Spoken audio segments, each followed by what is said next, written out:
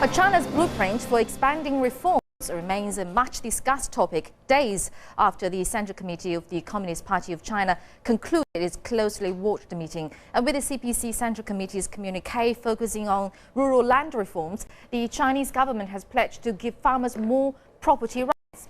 And under the current law, rural land is collectively owned by farmers, but it is not clear which level of the collective really owns the land, the village, county or town. And the farmers use the land but do not have the right to sell or develop it.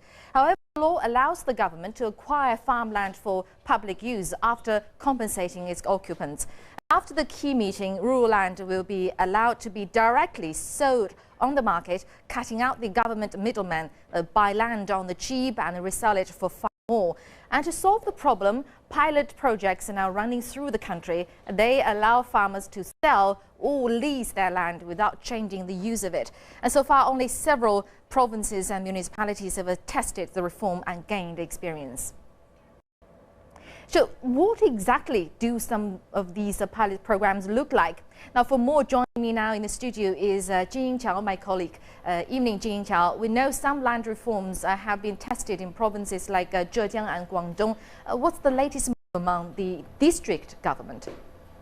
Well, Dongni, the latest move is from China's eastern province, Anhui, where the first phase of China's reform and opening up by Deng Xiaoping started over 35 years ago. And now it's the first region to roll out a comprehensive plan to test land reform after the party's third plenum.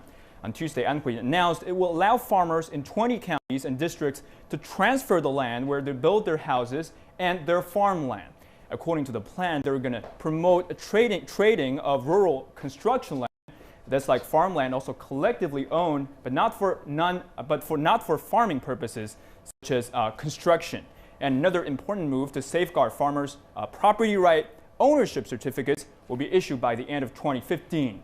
Now, the goals of this reform are to phase out the old policy that ties farmers to their land, and secondly, make better use of land by making it more concentrated and more industrialized, and thirdly, to allow farmers make up huge profits by transferring the land to governments.